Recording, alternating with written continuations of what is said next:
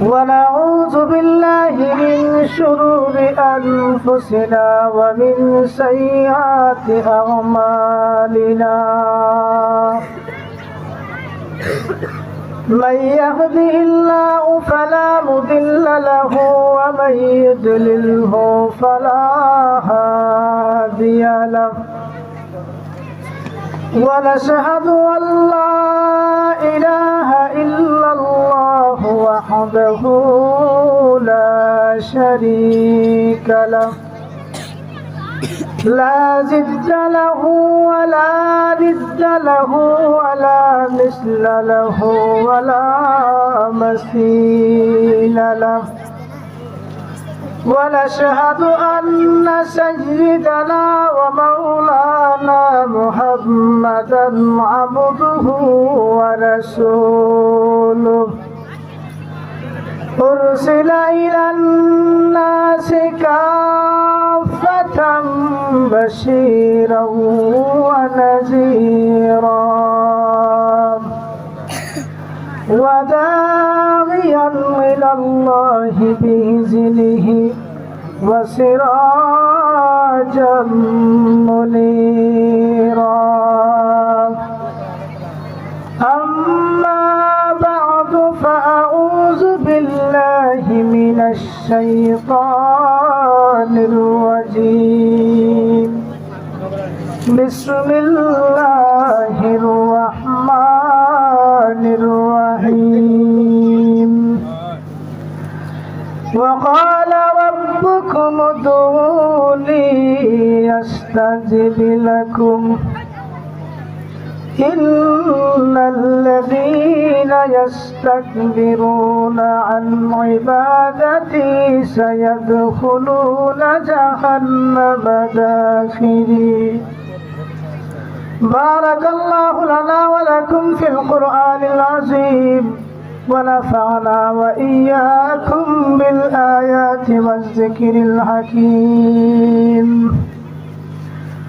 আলহামদুলিল্লাহ। উপস্থিত সম্মানিত মুসল্লিয়ানে কেরাম, আজকের ওই আল জামিয়াতুল ইসলামিয়া হামিউস সুন্নাহ মাদ্রাসার আগামী বৈশাখী ফসলের বরকতের জন্য আজকের দোয়া মাহফিলের সম্মানিত সদর ইজলাস বসা আমার ওয়ালিদে মুহতারাম দামাত বারাকাতুহুমুল আলিয়া, দিগর উলামায়ে কেরাম, মুরব্বিয়ানে আজম, পর্দার আড়ালের পর্দানিশী মা ও বোনেরা, মহান আহকামুল হাকিমিনের দরবারে অযুত কোটি শুকরিয়া আদায় করছি যে মহান আল্লাহ সুবহানাহু ওয়া তাআলা আপনাকে আমাকে আজকের এই রহমত বরকতের সামিয়ানার বেষ্টনীর ভিতরে আসার এবং বসার তৌফিক দান করেছেন। যেই মাঠটা, যে জায়গার মধ্যে আমরা বসা আছি, সেই স্থানটা এখন থেকে নিয়ে 4 বা 5 ঘন্টা আগে একটা মাঠ ছিল। আবার আগামীকাল সকাল সেই প্যান্ডেল থাকবে না, থাকবে সেই সামিয়ানা থাকবে না, সেই কুচিগুলো থাকবে না, সেই জেনারেটর লাইটের ব্যবস্থা থাকবে না, মাইক থাকবে না। এই যে কিছু সময় এই ব্যবস্থা করা হয়েছে, এই কিছু সময়ের ব্যবস্থার কারণে যদি একটা মাঠ ছিল, সাধারণ মাঠ, একটা খেলার মাঠ, যেখানে আজও সকালবেলায় বাচ্চারা দৌড়াদৌড়ি করেছে, খেলেছে, আগামীকালও খেলবে, রং তামাশা করবে, কিন্তু এই ব্যবস্থার জন্য, এই প্যান্ডেল, এই সামিয়ানার জন্য, এই আয়োজনের জন্য, এলাকাবাসীর মেহনতের জন্য, মাদ্রাসা কর্তৃপক্ষের মেহনতের কারণে সেই সাধারণ মাঠ আর মাঠ দেখা নাই। আল্লাহ সুবহানাহু ওয়া তাআলা রাসূলের ভাষায় আল্লাহ সুবহানাহু ওয়া তাআলা কিছু সময়ের জন্য এই মাঠকে জান্নাতের বাগানে পরিণত করেছে। আমরা যে জায়গার মধ্যে আছি এটা একটা জান্নাতের বাগান হয়ে গেছে। কিছু সময়ের জন্য হলো, এটা কি হয়ে গেছে? জান্নাতের বাগান। আমরা যেমন তেমন জায়গার মধ্যে এসে বসি নাই, আমাদের ইয়াকিন আর বিশ্বাস হতে হবে আমরা জান্নাতের বাগানে এসে বসেছি। এই বাগানের মধ্যে এসে বসতে পেরেছি, এটা আল্লাহ সুবহানাহু ওয়া তাআলার একমাত্র দয়া। এই সিহার এলাকায় এই মুষ্টিময় কয়েকজন মানুষ, শুধু মানুষ না, আরো মানুষ আছে, আছে না? কি হয়, আরো মানুষ আছে। শুধু এই মানুষটি মুষ্টিময় হাতে গোনা কয়েকজন মানুষই না, এই খানদার মধ্যে এই এরিয়ার অসংখ্য অগণিত মানুষ আছে, পুরুষ আছে, বুঝদার আছে, লিডার আছে, বুঝনেওয়ালা আছে, কিন্তু তাদের কপালের মধ্যে এই ভাগ্য নাই, তাদের কপালে জুটে নাই, তাদের ভাগ্যে তকদিরে নাই।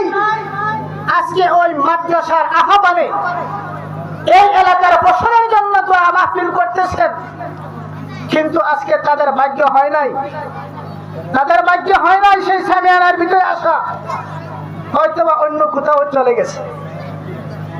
আপনারা জানেন বর্তমান বিশ্বে, পুরা বিশ্ব একটা আতঙ্কিত, আস্থা দুনিয়া একটা আতঙ্কিত, কখন কি হয়ে যায়। কিছুদিন আগে গেল করোনা, যেই করোনার ভয়াবহ থামা আস্থা দুনিয়ারে খাত করে ফেলাই দিছে, কিন্তু আল্লাহ তাআলার রহমতের নজরে তাকাইছেন সেই বাংলাদেশের প্রতি। এই বাংলাদেশের প্রতি রহমত, আল্লাহ তাআলার দয়া এবং মায়া আছে বিদায় এই দেশ টিকে আছে।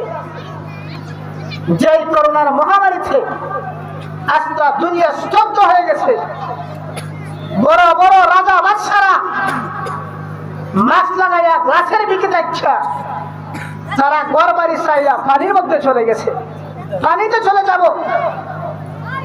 পানির মধ্যে গ্লাস দিয়া বাসা বাড়ি বানায় তারা অবস্থান করছে, কিন্তু সেই করোনার ভয়াল তালা থেকে বাঁচতে পারে নাই। কিন্তু আমাদের এলাকার মানুষ ঘুম থেকে নিয়েই বেরজাল নিয়া পানির তলে ডুবাইতেছে, মাটি খাইতেছে, মাটির পানি ডুবতেছে। আল্লাহ তাআলার দয়া আর মায়া ছাড়া এই ভয়াবহ করোনা থেকে বাঁচা সম্ভব ছিল না। কারণ কি? আল্লাহ তাআলা বলেছেন, ও রাসূল, আপনার উম্মত, ওই উম্মতকে আমি আল্লাহ আযাব আর গজব দিয়ে মারব না যেই উম্মত আল্লাহ তাআলার দরবারে ইস্তেগফার করবে, যেই উম্মত আল্লাহর কাছে চাইবে, যেই উম্মত আস্তাগফিরুল্লাহ বলবে, যেই উম্মত আল্লাহর দরবারে তওবা করবে, সেই উম্মতকে আমি আল্লাহ গজব দিয়ে মারব না। এই বাংলাদেশের মানুষ আলহামদুলিল্লাহ সুম্মা আলহামদুলিল্লাহ যে পরিমাণ ইস্তেগফারের দিকে আগায় আছে, যেই পরিমাণ ওয়াজ মাহফিলের, গত 3 দিন আগে দেখলাম নিউজিল্যান্ডে ভূমিকম্প হয়েছে, এই বার্মাতে ভূমিকম্প হয়েছে, আমেরিকাতে ভূমিকম্প হয়েছে, আস্থা দুনিয়া এখন আতঙ্কিত ভূমিকম্প। এই তুরস্কের ভূমিকম্প কেমন ভূমিকম্প হয়েছে জানেন? ভূতত্ত্ববিদদের মতে তাদের ভূমি জরিপের রেট স্কেল ছিল 8.7, 8.2, যে রেট স্কেলটা ছিল 8.2, সেই ভূমিকম্পে তুরস্কের অবস্থা কেমন সারখার হয়ে গেছে, নার্ভাস হয়ে গেছে। ওই বাংলাদেশ, আমাদের দেশের অবস্থা বেশি ভালো না। ভূমিকম্প যে কারণে হয় আমি হাদিস বলতে চাই না, ওইদিকে যাইব না। আল্লাহ রাসূল সাল্লাল্লাহু আলাইহি ওয়াসাল্লাম বলেছেন, যে সমস্ত কারণে, যে সমস্ত গুনাহের কারণে ভূমিকম্প আল্লাহ তাআলা দিবে, এমন কোনো গুনাহ নাই যে গুনাহের মধ্যে আমরা জড়িত নাই, এমন কোনো গুনাহ নাই যে সমস্ত গুনাহের কারণে ভূমিকম্প হচ্ছে, সব গুনাহ আমরা করে থাকি। একমাত্র আল্লাহ তাআলার দয়া আর মায়া আমরা ঠিক আছে। বর্তমান ভূতত্ত্ব বৈজ্ঞানিক, ভূমিতত্ত্ববিদরা বারবার সতর্ক করতেছে, বাংলাদেশের মানুষ হুঁশিয়ার, সাবধান। আমাদেরকে বারবার সিগন্যাল দিচ্ছে, এই ভূমিকম্প যে উৎপত্তি, যে মাটির নিচে প্লেটগুলো লাগা খায়, এটা আল্লাহ তাআলার কুদরত হয়। যে প্লেটগুলো লাগা খাওয়ার মাধ্যমে ভূমিকম্প সৃষ্টি হয়, আস্থা দুনিয়ায় বহু প্লেট আসছে, সে প্লেটগুলো লাগা খাইছে, কিন্তু আমাদের জমিনের নিচে যে প্লেটগুলো লাগা আছে এই প্লেটগুলো প্রায় বিগত 400 বছরের ভিতরে লড়া খায় এবং তারা তাও সতর্ক করছে হে মানুষ সাবধান হও যে প্লেটগুলো লড়া খায় যে তুরস্ক এবং সিরিয়ায় ভয়াবহ ভূমিকম্প হয়েছে 4 থেকে আরো বেশি ভূমিকম্প আমাদের দেশে পড়ে কিন্তু এখন আমাদের হুঁশ হয় নাই আমরা এখনো গান বাজনার মধ্যে লিপ্ত বজ্র আসরের মধ্যে লিপ্ত আল্লাহ বলেন ওয়াকালামুকুমুদুনি আস্তাজিব লাকুম তো আমার বান্দা তোমরা আমি আল্লাহকে দিকে আসো তোমরা আমি আল্লাহকে ডাকো আমি আল্লাহকে চাও আজকে আমরা আল্লাহর দিকে যাই আমরা আল্লাহর দিকে যাই না নামাজের দিকে যাই না দিনের পথে যাই না মাহফিলের দিকে যাই না আমরা সমাজে অনাত্মক বেহুদা কথাবার্তার মধ্যে লিপ্ত সেই গান বাজনা নিয়ে আমরা ব্যস্ত এই কুফরগুলো আমাদের বহন করতে হবে এই কুফরগুলো আমাদের বহন করতে হবে আমাদের মুফতি সাহেব মুফতি সাইফুর রহমান সাহেব এই মাদ্রাসার পক্ষ থেকে আজকে দোয়া মাহফিলের আয়োজন করেছে ইস্তেগফারের আয়োজন করছেন তওবা ডাক দিচ্ছেন আজকে ফসল কাটতেছে জমিন কাটতেছে ফসলগুলো কাটতেছে পানির জন্য বৃষ্টির জন্য জমিন কাটতেছে হাহাকার করতেছে আর আমরা রং তামাশা নিয়ে লিপ্ত না আমরা রং তামাশা নিয়ে লিপ্ত থাকবো না আমরা তওবা করবো ইস্তেগফার করবো আজকে বিষয়ে আয়োজন করেছেন শেখ কাকিয়া রহমাতুল্লাহ আলাইহি সাহেব যারা আসবেন ঢাকা থেকে উলামায়ে কেরাম আসতেছেন তারা দিনের আলোচনা করবেন ইস্তেগফারে ডাক দিয়েছেন আমরা আল্লাহর কাছে ক্ষমা চাইবো আমরা ইস্তেগফার করব আস্তাগফিরুল্লাহ পড়বো তওবা করব হুজুর আসতেছেন যোগাযোগ হয়েছে হুজুর রাস্তায় আছে হুজুর আসবেন গুরুত্বপূর্ণ নসিহত করবেন দোয়া করবেন আমাদের এলাকার জন্য ফসলের জন্য আজকে আমরা মাহফিলের দিকে লাগি আমি এলাকার সন্তান মুরব্বিয়াদের যে সমস্ত মুরব্বিয়ান কেরাম আছেন আমি মুরব্বিয়ানদের হাতে ধরে বলবো পায়ে ধরে বলবো যুবক ভাইদের হাতে ধরে বলবো অন্তত পক্ষে ইস্তেগফারের খাতিরে ফসলের জন্য দিনের জন্য আপনারা সবাই নিজ নিজ কাজগুলো ছেড়ে এগুলাকে পিছনে ফেলিয়ে ক্যান্ডেলের মধ্যে চলে আসুন আপনাদের জন্য অনুরোধ করুন তো বলতেছিলাম আমি যে আয়াতটা বলেছিলাম সেই আয়াতের মধ্যে বলেন ওয়াকালা রাব্বুকুম উদউনি আস্তাজিব লাকুম ছোট্ট একটা আয়াত এই আয়াতের মধ্যে আল্লাহ তাআলা তিনটা কথা বলেছেন এক নম্বর কথা ওয়াকালা রাব্বুকুম উদউনি আল্লাহ বলেন ও আমার বান্দারা হে রাসূল আপনি বলে দিন তারা যেন আমি আল্লাহকে ডাকি দুই নম্বর আস্তাজিব লাকুম ডাকলে আল্লাহ তাআলা ফল ঘোষণা করে দিয়েছেন আমি আল্লাহ কবুল করব তিন নম্বর যদি আমি আল্লাহকে ডাকে না আমি আল্লাহর থেকে ফিরে যাই আমি আল্লাহর দিকে মানুষ ডাকছে ওই দিকে আসে না অন্য রাস্তায় চলে যায় গান বাজনায় লিপ্ত থাকে রং তামাশায় লিপ্ত থাকে মজ্জায় লিপ্ত থাকে আল্লাহ বলেন সায়াদখুলুনা জাহান্নাম দাখিরিন তাদের জন্য আছে খুব নির্লজ্জ শাস্তিদায়ক সেই জাহান্নাম তাদের জন্য প্রস্তুত সেই জাহান্নামের ভয়াবহ আযাব তাদের জন্য প্রস্তুত সবাই আমরা আল্লাহকে ডাকতাম আল্লাহর কাছে চাইতাম আল্লাহর কাছে চাইলে কি লাভ হবে আল্লাহ বলেন আস্তাজিব লাকুম যা চাইবে আমি তা দিব আল্লাহর কাছে যা চাইবো আমরা আল্লাহ কি করবেন দিবেন তো আমরা আল্লাহর কাছে চাইতাম বেশি বেশি চাইতাম ভাই এই দুনিয়ার মধ্যে আমরা আছি দুনিয়াটা নাপাক জায়গা দুনিয়াটা কি জায়গা নাপাক জায়গা নাপাক জায়গা দুনিয়াটা পাক পবিত্র না দুনিয়াটা নাপাক একটা বাথরুম টয়লেট দুনিয়াটা কি এটা টয়লেট আমরা জানি আদম আলাইহিস সালাম এবং হাওয়া আলাইহিস সালাম জান্নাতে ছিলেন বুঝলেন আমরা ওই লম্বা ইতিহাস দিকে যাব না আদম আলাইহিস সালাম এবং হাওয়া আলাইহিস সালাম জান্নাতে ছিলেন একটা গাছের গুটা খাইতেন, গন্ধম গাছের গুটা, সেই গুটা খাওয়ার জন্য হযরত আদম আলাইহিস সালাম এবং নূহ আলাইহিস সালাম সেই গুটা খাওয়ার জন্য একটা বাথরুম স্টেঞ্জার জরুরত ছিল। কেন জরুরত ছিল?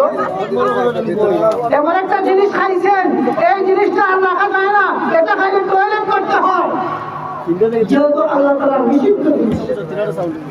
ওই জান্নাতে কিন্তু বাথরুম ছিল না, টয়লেট ছিল না, এই জন্য এই উসিলায় এটার উপর ভিত্তি করে আল্লাহ তাআলা আদম এবং হাওয়া আলাইহিস সালামকে এই জমিনের মধ্যে পাঠাইছেন। এই দৃষ্টিকোণ থেকে বোঝা যায় এই দুনিয়াটা হলো একটা বাথরুম। আদম আলাইহিস সালাম এবং হাওয়া আলাইহিস সালাম এরা দুনিয়াতে আসছিলেন বাথরুমের জন্য, জরুরতের জন্য এই দুনিয়ার মধ্যে আসছিলেন।